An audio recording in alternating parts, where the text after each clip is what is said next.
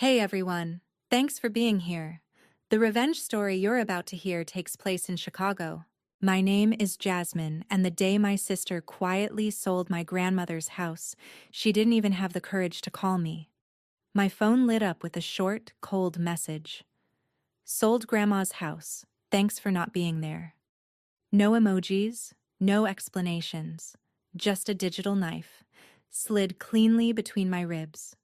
For a few seconds, I just stared at the screen, feeling my pulse roaring in my ears. That house wasn't just an address.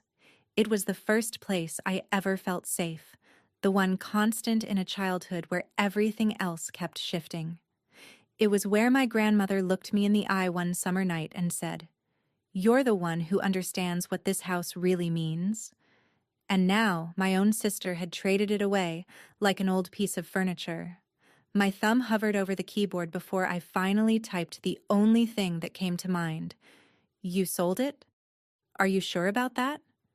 I hit send, my hands trembling, not just with hurt, but with something sharper. This wasn't just betrayal. It was a declaration of war. I didn't call my parents. I didn't call any relatives. I called the one person who knew both my history and the law. When I sent him the documents, he didn't look shocked. He laughed. Actually laughed. "She just made a very stupid mistake," he said, eyes glinting in a way that made the hairs on my arms stand up. "And she has no idea what's coming." Before I tell you what he said next, and what happened after I walked out of his office, tell me, what time is it for you right now, and where are you watching from? I'm genuinely curious how far my grandmother's story will travel. By the next morning, anger had settled into something colder and much more dangerous.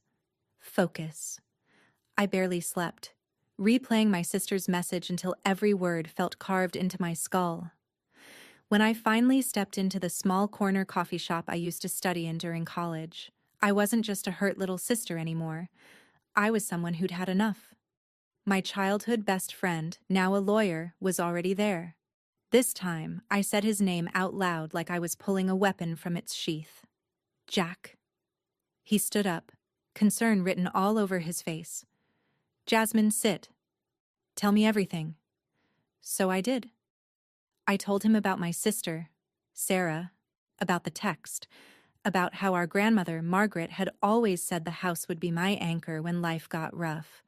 I told him how Sarah had always rolled her eyes at that, how she'd joke that Grandma treated me like the chosen one. Jack listened without interrupting, flipping through the printouts I'd brought, screenshots of texts, photos of the house, copies of old emails. "The house isn't just sentimental," I said, my voice tight. "It's part of her will. I know it is. We talked about it. I promised her I'd take care of it, that I wouldn't let it fall into the wrong hands." For a moment, I heard my grandmother's voice in my head as clearly as if she were sitting at the next table. "Some walls hold secrets, Em. Some walls hold promises. Never confuse the two." I swallowed hard and pushed the memory aside. Jack tapped one of the pages. "If Sarah sold the house without your consent and if this signature is forged, she's in serious trouble. Legally and personally. She didn't just cross a line, Jasmine, she jumped off a cliff." His words sent a strange, electric thrill through me. I wasn't powerless. I had leverage. While he scanned the documents more closely, I opened my laptop right there and started building a file. Every birthday card Grandma had signed, every email where she mentioned the house, every message from Sarah hinting at money problems. I watched the folder grow and, with it, my resolve. Midway through my frantic collecting, my phone buzzed. Sarah again. "Don't turn this into drama," she wrote. "You were never around anyway. I actually did something responsible." For a second, my hand shook with the urge to call her and scream. Instead, I slid the phone across the table to Jack. He raised an eyebrow. "You know," he said slowly, "I've seen siblings do petty things over money, but forging a dead grandmother's wishes?" He glanced up at me, his expression hardening. She'll regret this more than she can imagine. I stared at Sarah's message and felt something inside me click into place. Maybe she thought I would choose family peace over confrontation. Maybe she believed I'd stay quiet to avoid looking like the difficult sister. But I remembered the last night I spent at Grandma's, sitting on the front steps, the old woman's hand wrapped around mine as she whispered, "If they ever try to sell what's meant to protect you, fight back, even if it's family." So let me ask you this. If your own siblings sold the one thing you promised to protect, would you choose blood or the promise? By the time I left the cafe, my grief had hardened into something like armor. I took the rest of the day off, sat at my tiny kitchen table in my Chicago apartment, and started pulling every public record I could find on the sale. Property transfers, county filings, deeds. Eventually, one name kept appearing beside Sarah's, Richard Grant. At first, it just looked like another rich buyer picking up an old bargain to flip. But the more I stared at the name, the more a strange unease crawled up my spine. That night, I dreamt of my grandmother sitting in her faded armchair, the soft lamplight haloing her silver hair. In the dream, she wasn't warm or laughing. She was serious. "Don't trust the man who smiles with empty eyes," she murmured. When I woke up, heart pounding, the name Richard was still echoing in my head. I called Jack the moment the sun came up. "I need everything on this man," I told him. "If he's clean, fine.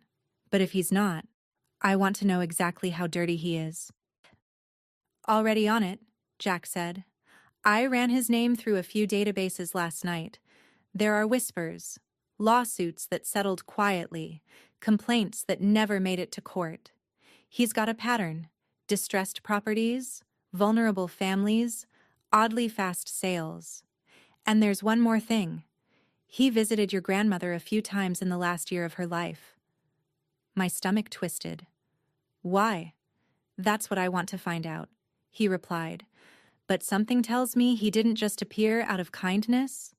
I spent the afternoon scrolling through old photos on my hard drive, trying to see if he ever showed up in the background. Family barbecues, holiday dinners, random Sunday visits. In one grainy shot I barely remembered taking, a man stood near the fence, face turned away but posture familiar. Too comfortable, too casual, like someone who thought he belonged there.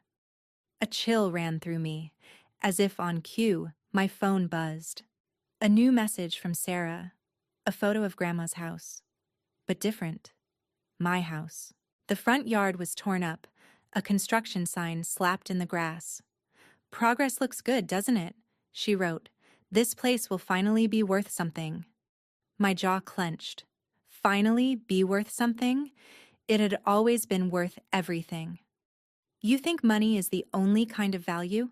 I typed, then erased. Instead, I forwarded the picture to Jack. "He's moving fast," I said when we jumped on a call. "Of course he is," Jack answered. "Guys like Richard don't like daylight. The faster they build, sell, and disappear, the less chance anyone has to expose them. We need to be faster." As he talked, my mind drifted back to one particular memory. Grandma locking a small metal box and sliding it into the back of a closet, her expression unusually grim. "Some things are for the right eyes only," she'd said. Back then, I thought she was talking about old jewelry or letters. Now I wondered if she'd hidden something else. Something about Richard, or about the house, or about the will. So here's a question for you. If you found out a stranger with a shady past had quietly attached himself to your family's story, how far would you go to drag him into the light? Is a legacy still a legacy if you let someone like that rewrite it? 2 days later, I sat across from Jack in his office, a stack of papers between us. The city noise outside faded into a dull hum as he laid out the documents like pieces of a crime scene. "Okay," he said, exhaling slowly. "This is where it gets interesting." He pointed to the supposed signature of my grandmother authorizing the sale. At first glance, it looked right. Familiar loops, The same messy M at the beginning of Margaret. But something about it felt hollow. Jack slid a folder toward me. I asked you for old cards and letters. Let's put them to work. I pulled out birthday cards, holiday notes, even a post-it she'd once stuck to a jar of homemade jam. For a moment, I just stared at her handwriting, feeling a sharp ache in my chest. Every curve of ink was a piece of her voice I'd almost forgotten. Then I laid them beside the contract. At first, all I saw was chaos, lines, loops, squiggles. But as I traced them with my finger, a pattern emerged. In my mind, it felt like watching a time-lapse. Grandma at the kitchen table, signing a card with her usual flourish. Then that same hand slowed down, weighed down by age, but still unmistakably hers. The signature on the sale document didn't move like that. It looked like someone trying to mimic her without understanding the rhythm. "Look at this," I said, my pulse quickening. She always connects the M into the next letter like a ribbon. Here it's stiff, separated like someone had to pause. And the pressure. She presses harder at the end, not the beginning. This one does the opposite. Jack leaned in, his lawyer calm, cracking into something closer to excitement. Exactly. And the notary who allegedly witnessed this? Barely any online footprint. No office listed, just a P.O. box. I've seen this pattern before. It hit me then. Not just that the signature might be forged, but what that meant about my sister and Richard. This wasn't an oops or a misunderstanding.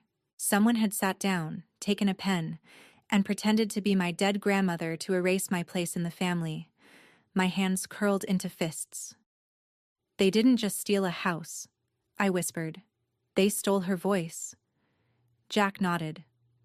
If we can prove forgery, a lot of things unravel. The sale becomes invalid.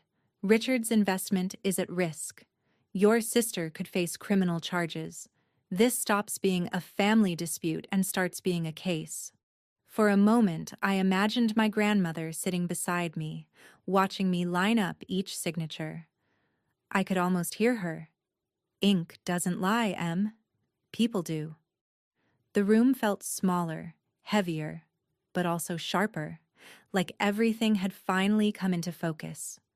I picked up my phone and scrolled through my conversation with Sarah, pausing at one message when she'd written, "Grandma would have wanted this. You're just being dramatic." A bitter laugh escaped me. If Grandma really wanted this, I murmured, she wouldn't have needed a fake signature. So let me throw this at you. Would you ever risk forging a dead relative's name on a legal document just to get what you think you deserve? And if you found out someone did that to you, would you be able to look the other way? Or would you burn everything down to prove the truth? Once we had the signatures lined up and the notary's shady background on our radar, Jack shifted into a different mode. Less sympathetic friend, more predator who'd just spotted a weak spot in his opponent's armor. "We're not just going to file a complaint and hope for the best," he said, pacing his office. "We're going to confront him, but on our terms." "Confront Richard?" I echoed. "He'll just lie." Jack gave me a thin smile. "That's the point. People like him talk too much when they think they're in control. And when they talk, they make mistakes." He opened a desk drawer and pulled out a small digital recorder. "In this state," he added, "as long as one party to the conversation knows it's being recorded, it's legal. That'll be you." For a moment, my heart thudded uncomfortably. I wasn't used to this version of myself, the one who plotted, who prepared traps. But then I pictured the bulldozer tracks tearing up my grandmother's yard, and my hesitation evaporated. "What if he doesn't say anything useful?" I asked.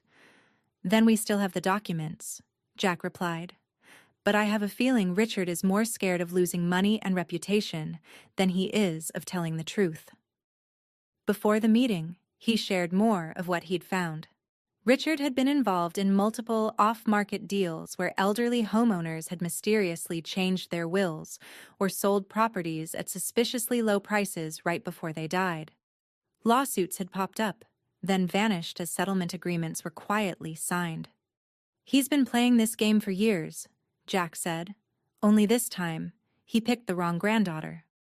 That night, I drove out to the neighborhood where my grandmother's house stood. I parked down the street and just watched. Construction workers were gone for the day, but a temporary fence wrapped around the property, and a bright sign out front boasted about modern luxury coming soon. I sat there gripping the steering wheel, rage mixing with something much more fragile. "I'm sorry, Grandma," I whispered. "I should have checked in more. I should have been here." In my mind, she answered the way she always did when I blamed myself for anything. "You're here now, aren't you? That's what matters." As I turned to leave, a memory surfaced, her slipping a small metal box into the closet of the spare bedroom. My breath caught. I'd always assumed it was jewelry or old letters. But what if it was more? Proof?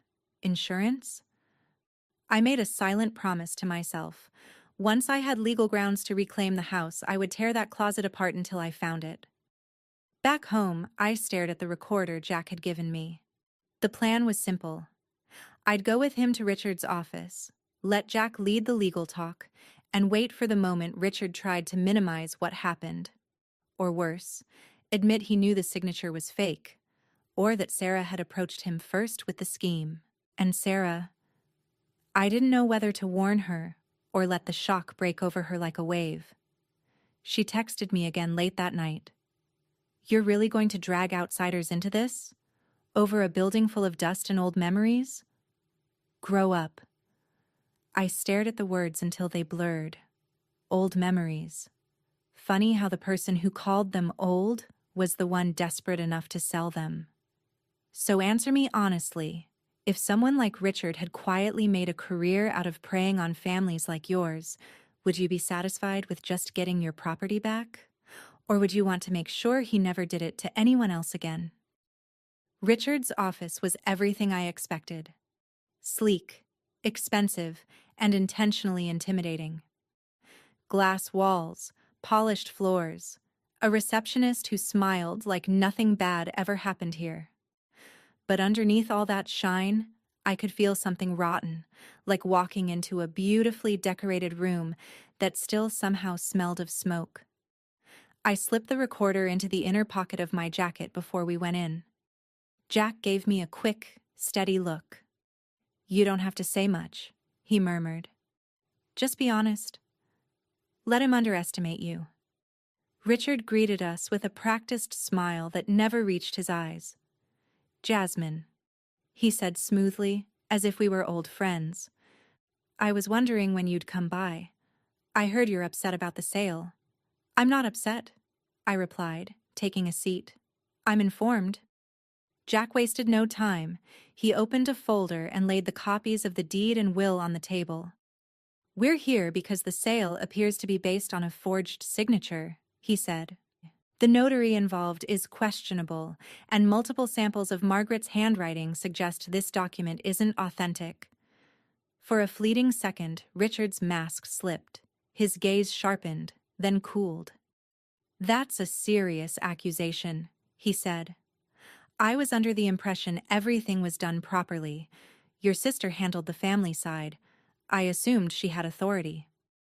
"Did she tell you the house was left to me?" I asked. He shifted in his chair. "She mentioned your name. Yes. Said you were distant. That you wouldn't want the responsibility. That you'd be happy with some cash later." The words landed like punches. Distant. Happy with some cash later. That was the story she'd sold him? "And you just took her word for it?" I pressed. "No proof? No copy of the will?" Richard shrugged, but there was sweat collecting at his temple now. "She showed me something. I'm not a handwriting expert. I trusted what I saw." Jack slid another page forward, a list of previous complaints and quiet settlements linked to Richard's name. "Trust seems to be a recurring theme with you," Jack said coolly. "You trust documents that magically appear. You trust heirs who are in a hurry to sell. And somehow, That trust always ends with you turning a profit while families lose what matters most. Richard's jaw tightened. Careful, he said. Defamation isn't cheap. Neither is fraud, Jack shot back. For a long moment the room was silent except for the faint ticking of a wall clock. Then Richard leaned forward, dropping his voice. Look, he said. No one wants this to get ugly. I've already invested in this property. Permits, contractors, plans. This could be a win-win if we're smart. What exactly are you offering? I asked, even though my stomach churned. I'll cut you in, he said. A generous payout, more than your sentimental share would ever be worth. You walk away, your sister and I move forward, and no one has to drag your grandmother's name into court. There it was. The deal. The price of my silence. For a heartbeat I thought of student loans, rent, the months I'd spent struggling to find steady design work. A big payout could fix a lot of things. But then another image pushed through. My grandmother, standing on the front porch, pressing a key into my palm, saying, "This will always be your safe place." So you want me to help you profit off a crime, I said quietly. Because that's what this is if the signature is fake. Allegedly fake, he corrected. You're not in court yet. Not yet, Jack echoed. But we can be. Richard's charm flickered into open annoyance. Think about your family, he said to me. Do you really want your sister facing charges? Do you really want to be the one who dragged her there? The guilt hit hard, because he knew exactly where to aim. But then I remembered Sarah's texts. Her smug photo of the house under construction. The way she'd thrown my absence in my face as if I'd abandoned them, not the other way around. She dragged herself there when she picked up a pen and pretended to be someone who loved me, I said. I'm just walking in after her. His face went pale. He knew he'd miscalculated. I stood, my voice steady now. Here's what's going to happen. We'll give you a chance to unwind this quietly. Void the sale, transfer the property back into my name where it belonged in the first place. Or we take all of this. I nodded toward the papers and the unspoken presence of the recorder in my pocket. To court, and you get to explain your pattern to a judge. As we left his office, my legs felt shaky, but not from fear, from adrenaline. I'd just turned down more money than I'd ever seen in one place, but it didn't feel like a loss. It felt like the first real step toward justice. So here's what I want to know. If someone offered you a life-changing amount of money to stay quiet about something this wrong, would you take it to protect yourself? Or walk away to protect what's left of your soul? The next morning, my phone rang before the sun was fully up. I didn't need to see the caller ID to know who it was. There's a certain kind of dread that comes with only one person. I let it ring twice before answering. Jasmine. Hannah's voice burst through the line, raw and shaky. What did you do? Good morning to you too, I said. If you mean talking to Victor and my lawyer about the forged signature used to sell the house that was left to me, then yes, I did that. He called me, she rushed on. He said you're threatening to take this to court, that you have some expert saying Grandma's signature isn't real, that you're dragging my name into this. Do you have any idea what you're doing? I'm doing what Grandma told me to do, I replied. I'm protecting what she left me. The thing you tried to sell behind my back. She scoffed, but the sound wobbled. You were never around, Jazz. I dealt with the doctors, the bills, the house repairs, the guilt trips. I deserved something. She always made you feel special, like the chosen one. I was supposed to just stand there and clap? There it was, finally said out loud. The resentment that had been simmering under every eye roll, every snide joke. So your solution, I asked carefully, was to erase me? To fake her name? To team up with some vulture who visits old women in care facilities and convince yourself it was responsible? I didn't fake anything, she snapped, too fast. Then, quieter. I just signed what they put in front of me. Linda handled it. Victor said everything was standard. I figured Grandma wanted to help. She always worried about money. You knew the will, I said. You'd seen it. You knew the house wasn't yours to sell. Silence pressed through the line like a weight. When she finally spoke again, her voice had lost its edge. If this goes to court, she whispered, if they say I'm involved in forgery, if this goes on my record. Jasmine, please, I could lose my job. You could have lost me, I cut in. You might have already. The weeks that followed were a blur of filings and hearings and family fallout. Aunt Rebecca called to beg me to keep this in the family, warning me that once lawyers get involved, things can never go back to normal. My parents left tense voicemails about misunderstandings and not ruining your sister's life over a house. I listened to them all, then replayed Eleanor's voice in my head, telling me not to be polite with people who treated my safety like a bargaining chip. When we finally walked into the courtroom, it felt like stepping onto a stage I never wanted to be on. On one side, me and Jason, our table covered in neatly organized evidence. On the other, Hannah and her lawyer, and further down, Victor with his own expensive counsel. Hannah wouldn't look at me at first. She stared straight ahead, shoulders rigid. Victor looked smaller without his office behind him. The judge listened as Jason laid out the timeline. Eleanor's clear will leaving the house to me. Victor's visits to the care facility, the rushed sale, the notary with a suspicious pattern. The expert's conclusion that the signature on the deed did not match Eleanor's natural handwriting. The handwriting expert testified, pointing out the same differences Jason and I had studied at his desk: the pressure, the connections between letters, the stroke order. Words like inconsistent, unlikely, and simulated filled the air. Linda, the notary, was called but didn't appear. Her lawyer submitted a statement instead, which did her more harm than good. Every absence, every evasive answer, made the forgery more obvious. During a break, Hannah finally turned toward me. Her eyes were rimmed red, her mascara smudged.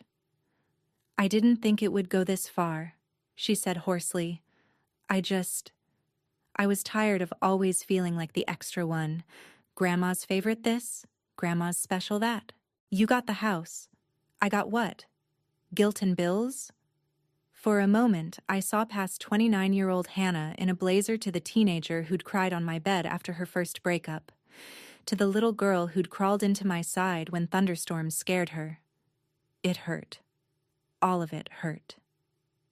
You could have talked to me, I said, keeping my voice low. You could have asked for help. You could have told me you felt overlooked. Instead, you chose the one thing you knew would cut the deepest. You sold the only place I ever felt completely safe, and you lied to yourself about what that meant. Tears spilled over her lashes. If you push this, if I get charges... You walked yourself into this, I said, not unkindly. I'm not the one who picked up the pen. When the judge finally ruled, the words felt both enormous and strangely simple. The sale was voided. The property, based on Eleanor's will and the proven forgery, reverted to me. The court recommended that the matter be referred to the district attorney for potential charges related to the forgery and the notary's conduct. Victor's pattern of deals was noted on the record, his carefully maintained image cracked. Hannah, under pressure and with Jason arguing that Eleanor wouldn't have wanted her granddaughter in prison, ended up with fines, mandatory restitution, and a permanent mark that would make some doors harder to open.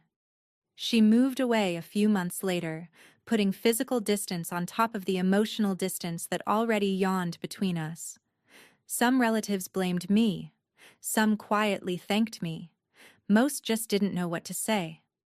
The day I walked back into Eleanor's house with a real, legal key in my hand, The place looked like a half-finished sentence. Construction had been halted mid-thought. Walls open, flooring ripped up, plans taped to the bare studs. Dust hung in the air, but underneath the mess, I could still feel the heartbeat of the home I'd grown up in. In the spare bedroom closet, behind a row of neatly folded quilts that somehow hadn't been touched, I found the small metal box exactly where I remembered. The lock was old and stubborn, but it opened with a bit of pressure and a lot of emotion. Inside, nestled among old photos and a pair of earrings I'd loved as a kid, was an envelope with my name on it. I unfolded Eleanor's shaky handwriting and read, "If you're reading this, it means the house has passed to you. I trust you to protect it, even if it means standing against people you love. Love isn't blind, Jazz. It sees the truth and chooses it anyway. Don't let anyone convince you that keeping quiet is the same as keeping the peace." I laughed and cried at the same time, sitting cross-legged on the dusty floor. In the months that followed, I decided not to turn the house into a shrine to pain. Instead, I renovated it slowly, turning it into a small community space and design studio. Kids from the neighborhood came by for art workshops. Teenagers used the front room as a quiet place to study. I kept Eleanor's favorite armchair in the corner, a soft, worn witness to the fact that her house was still doing what she wanted it to do, protect people who needed it. People sometimes ask me if it was worth it, dragging my sister into court, exposing family ugliness, choosing a house over the illusion of harmony. I don't think I chose a house over a sister.